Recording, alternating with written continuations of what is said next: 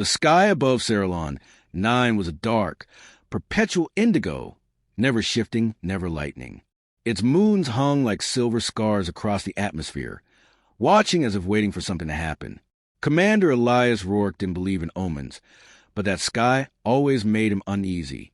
He trudged through the jungle terrain with practiced precision, his boots sinking slightly into the mossy floor that pulsed with faint bioluminescence.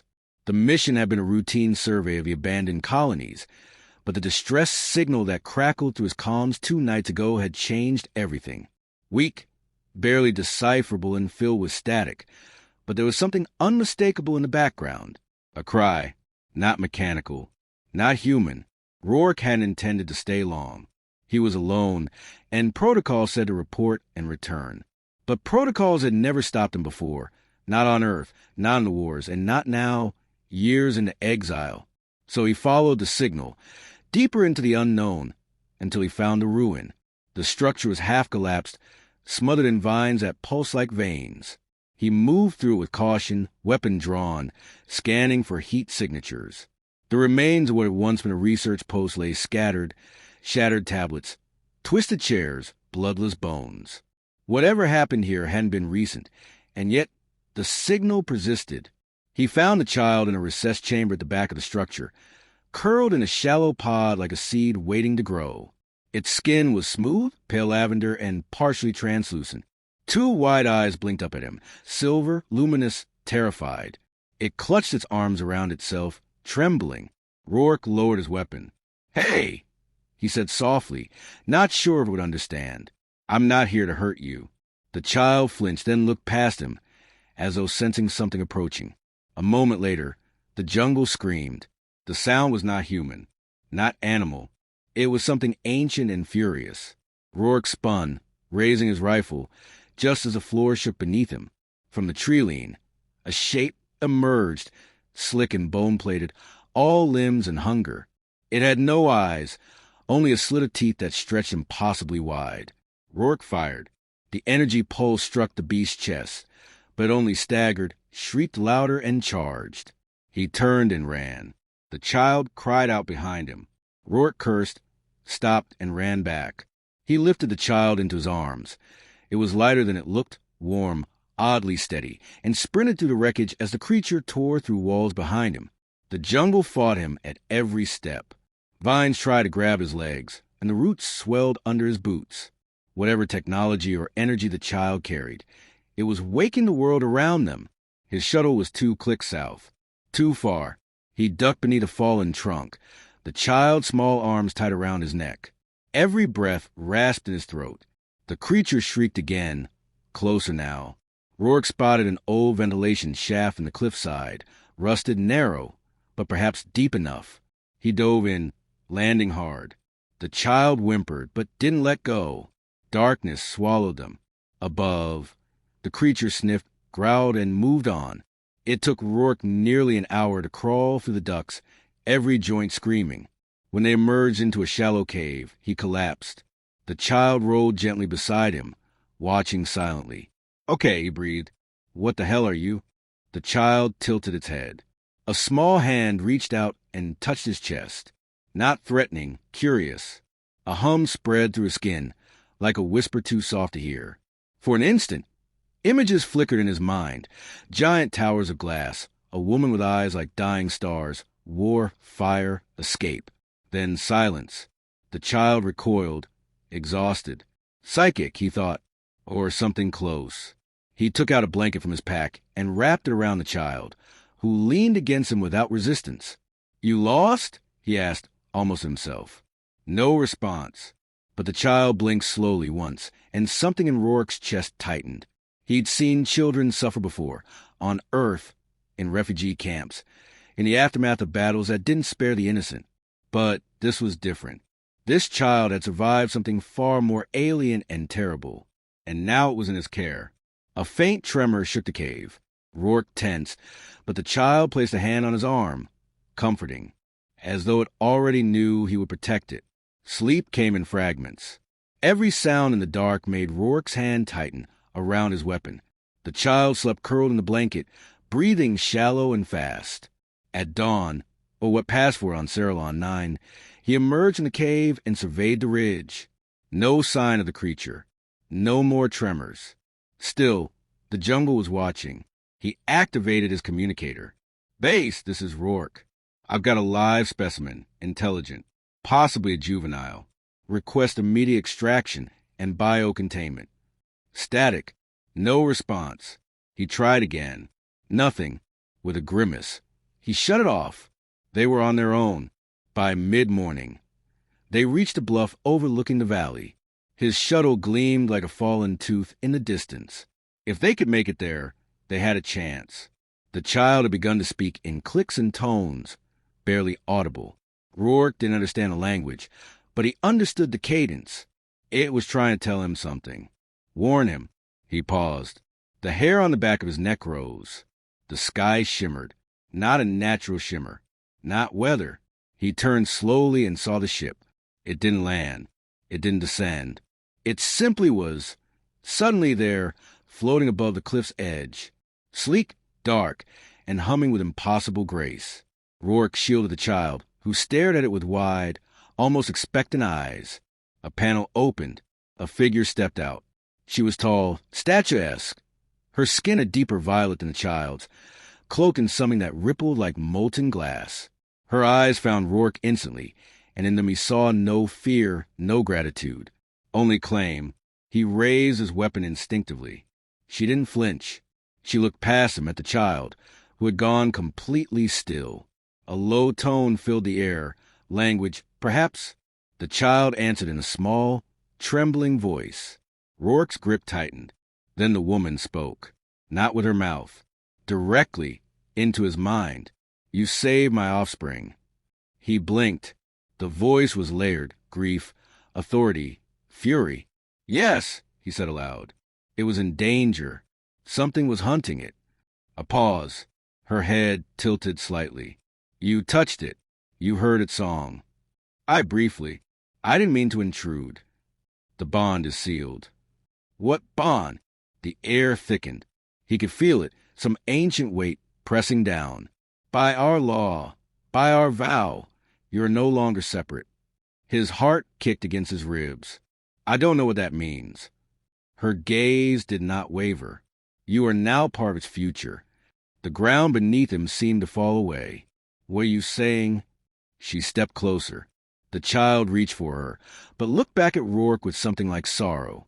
"The life you saved now binds you. You must come with us."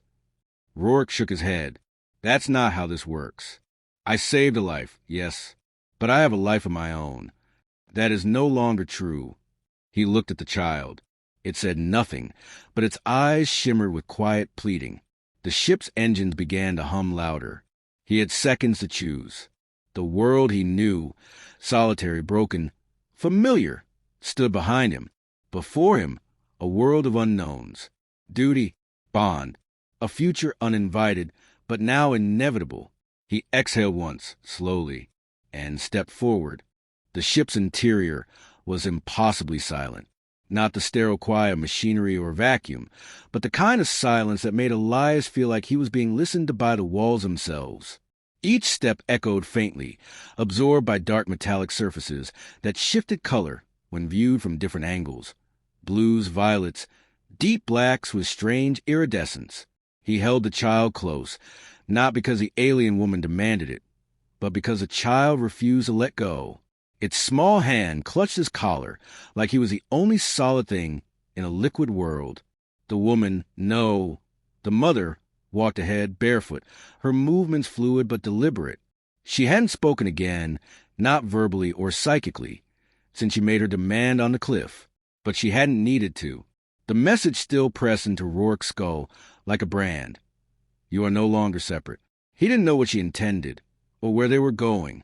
The hallways unfolded like a living labyrinth, leading them deeper into the vessel. There were no visible crew, only faint pulses of light embedded in the floor that flickered in time with her pace. Finally, they entered a chamber unlike the others.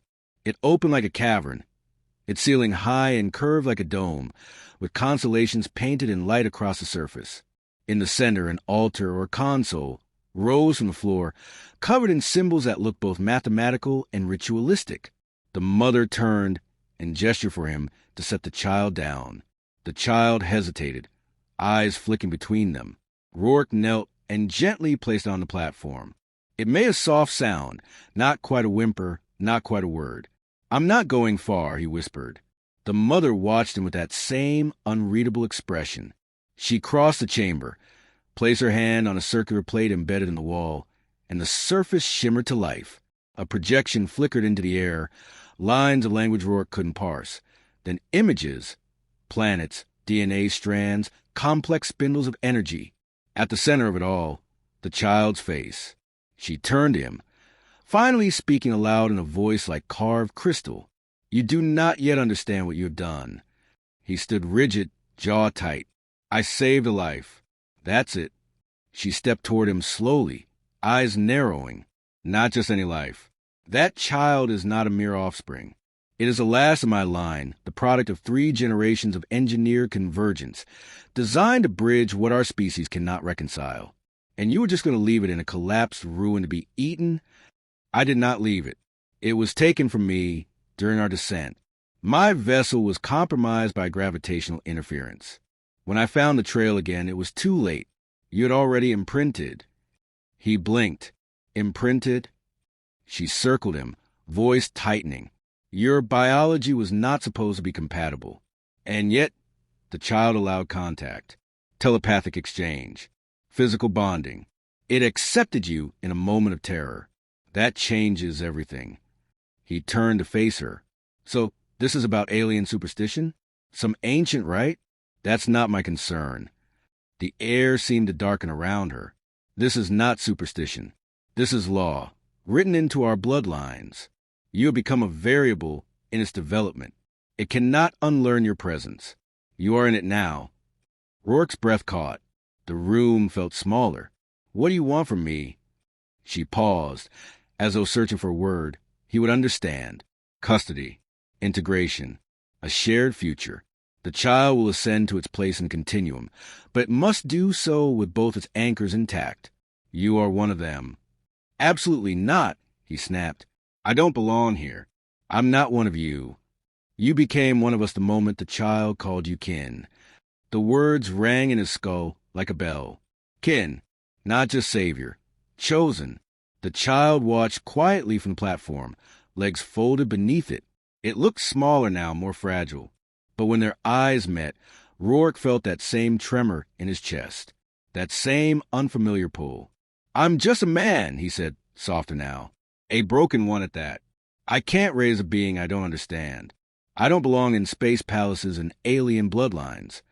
The mother's voice lost its sharpness, laced now with a quiet grief. "Neither did I. I was a soldier once, a daughter of ruins. I was chosen to carry this line not because I was worthy, but because I survived long enough to bear it. We do not choose destiny. We endure it." He looked away, jaw clenched. The lights above dimmed slightly, as though the ship itself responded to the weight of their conversation. The child slid from the platform and padded silently across the floor to him. It reached up and took his hand, its skin warm and trembling. The mother watched. "If I refuse?" he asked. She was still for a long moment. "Then the bond will weaken. The child may forget you, or it may not, but it will carry the rupture forever. And so will you." He closed his eyes. There was no threat in her words, no coercion, only truth, shaped in inevitability. Rourke sighed, shoulders sagging. "Then give me time.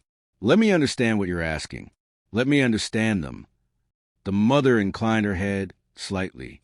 "That is more than I expected, and more than most would offer."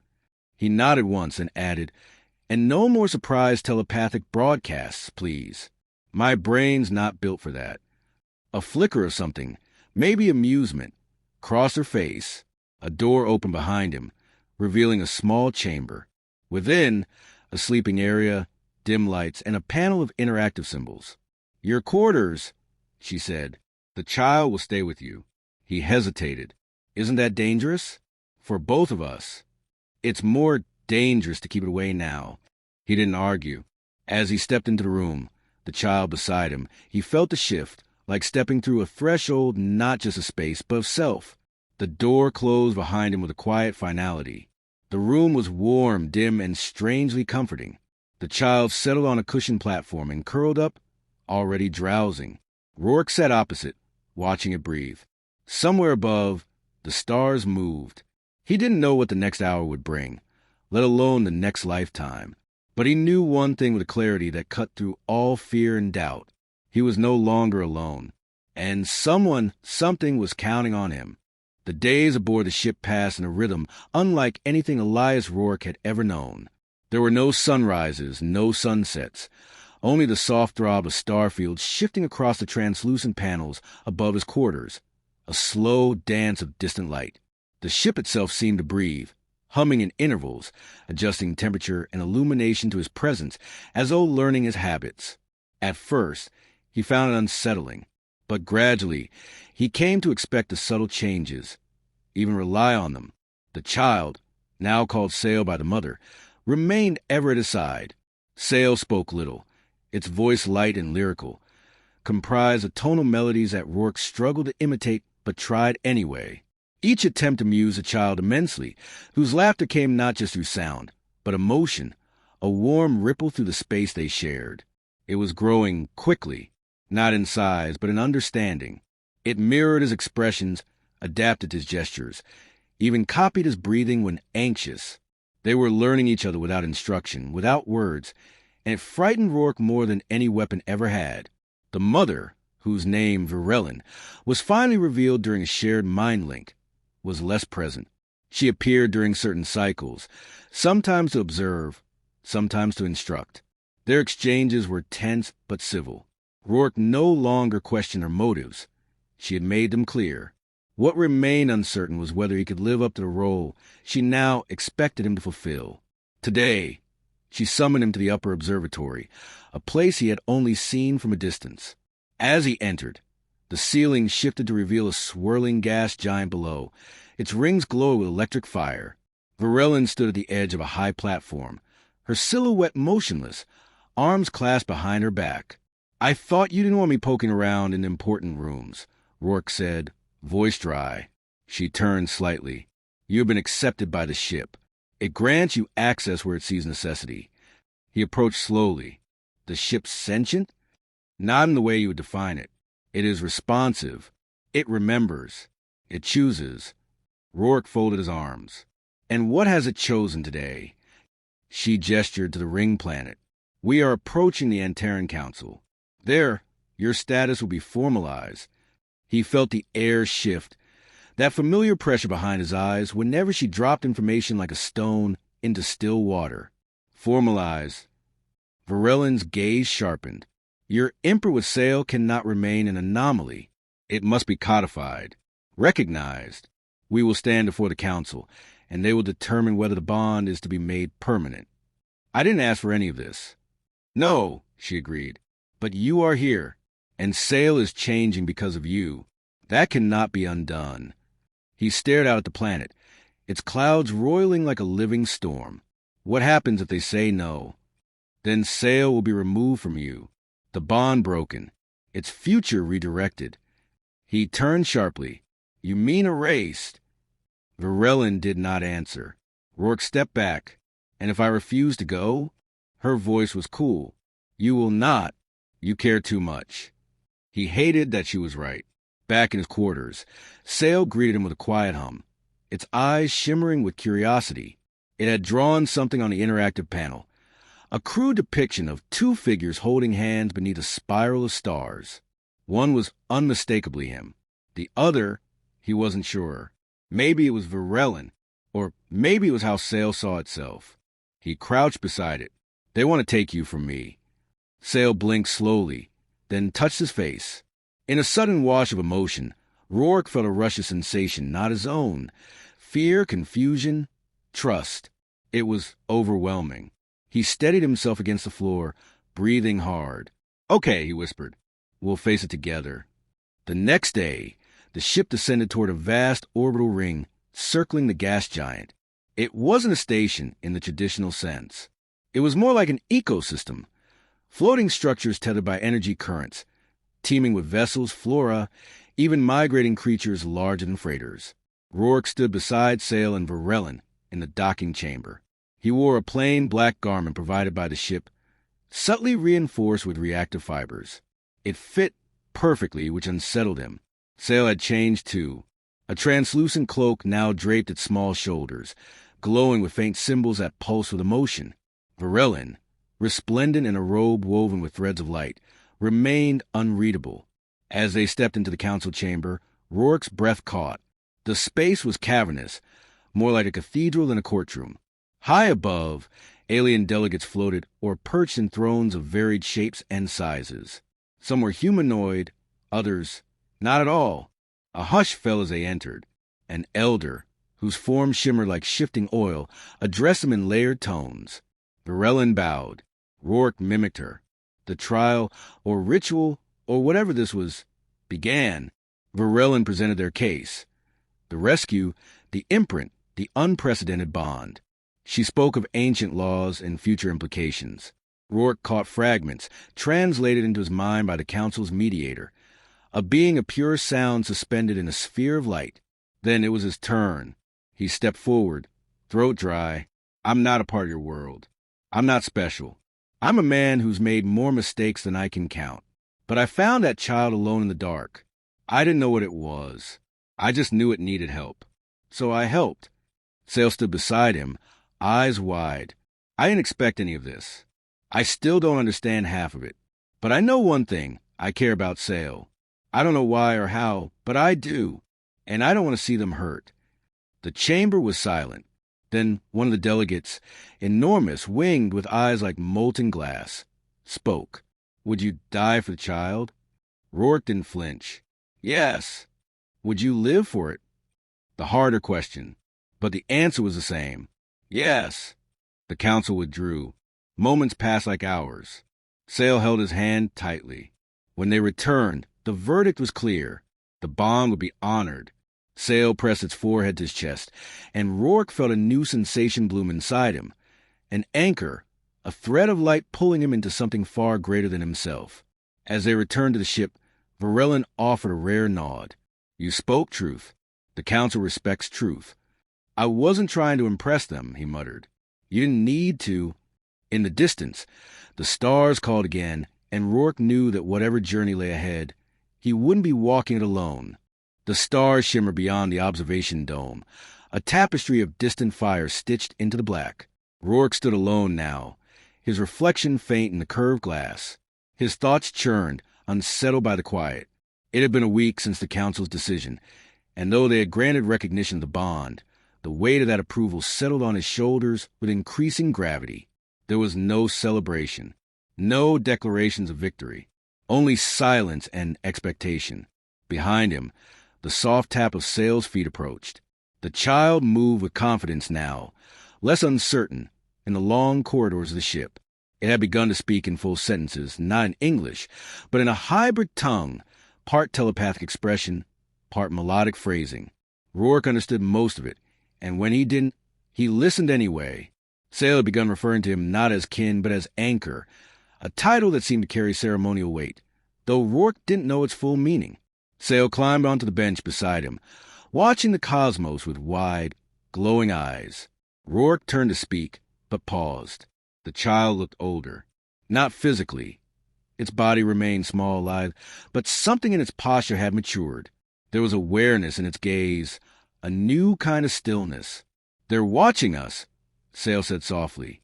Rourke raised an eyebrow. Who is? The others. The ones beyond the rim. Varellin doesn't speak of them, but I feel them, like shadows behind light. Rourke exhaled slowly. I was hoping for a quiet week. Sale tilted its head. We are never alone now. The bond has echoes. He didn't ask what that meant. The truth was, he'd felt it too. Nightmares that weren't his. Waking thoughts that flickered with images he couldn't recognize. Glass forests, cities suspended in clouds, machines with no form. At first, he'd thought it was side effects from the mental link. Now he wasn't so sure. Varellin entered the chamber quietly, her expression unreadable as always. She studied him for a moment, then gestured for Rourke to follow. They moved through the narrow corridor to the ship's command heart, where a circular dais projected a slow-turning hologram of nearby space. She motioned toward a red pulse at the edge of the display. "This is a disturbance," she said. "It appeared 3 days ago. Energy readings consistent with fracture space technology." Rourke frowned. "Fracture space? As in rips?" "As in forced openings. Someone is tearing through dimensions not meant to be crossed." "Let me guess, the others?" She didn't answer directly. "They are what remains of a divergent evolution. Our species once shared origin with them, but they surrendered their form in pursuit of pure thought. They became invasive, hungry. Now they drift between layers of existence, siphoning intelligence from any source they encounter. And now they've noticed Sale." Varellan's silence confirmed it. He paced slowly. "So what happens now? We run. We prepare. The Council believes Sale is not just a child. It is a convergence point, a bridge between what is and what was lost. If they take Sale, they take more than DNA. They take the potential for harmony." Rourke's voice tightened.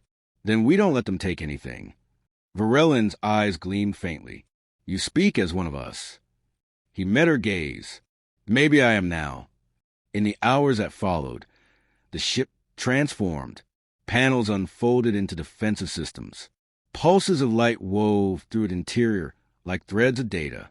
Rourke trained alongside Varellan in a chamber where thought could simulate combat, where his every doubt was mirrored and exploited. He failed at first, but gradually he adapted, not by force, but by leaning into his instincts. He wasn't fast, but he was steady. He wasn't strong, but he endured. Sale observed silently, offering no comment, only presence. Then, as they neared the edge of safe space, it came.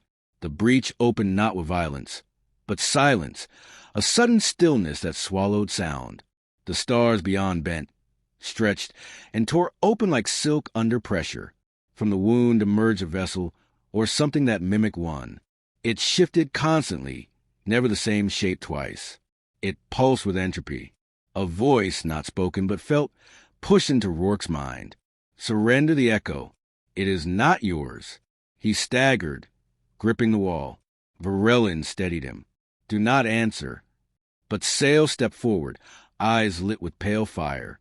"You cannot unmake what is made," the child said. "I am not yours." The ship trembled. The alien entity unfurled, extending tendrils of thought that stabbed into the ship's defenses. Shields flared. Lights dimmed. Rourke and Varellan moved in unison, launching counterbursts of harmonic energy. The room shuddered. Rourke turned to Sale. "Can you stop it?" "I can't stop it," Sale whispered. "But I can show it." "Show it what?" "What we are." Sale pressed its palms to the floor, and suddenly the room filled with light, memories, emotions, fragments of shared moments between Rourke and the child. Laughter, fear, the first time Sale touched Earth soil, the first time Rourke cried in front of them. Every bond, every beat of care was laid bare. The entity hesitated. The ship stopped shaking. Then the breach began to close. The alien withdrew, not in defeat, but in contemplation. A promise, perhaps, that this was not over, but that it would not be a battle. Not yet. When it was gone, Rourke collapsed to his knees. Sale knelt beside him, placing a hand on his chest. "You anchored me," it said. "Now I anchor you." Varellan spoke softly behind them. "The Council will not understand this. They will see you as a threat, as a variable no longer predictable." Rourke stood slowly, eyes meeting hers. "Then they'll have to understand something new. We're not a variable. We're the next equation." In the silence that followed, the ship's hum shifted to a softer, steadier rhythm. Sale took his hand, and for the first time, Rourke felt not like an outsider, but like something new had begun to grow inside him. A purpose not born of orders or guilt, but a connection. Beyond the dome, the stars burned quietly, and somewhere in that great black sea, something had been changed forever.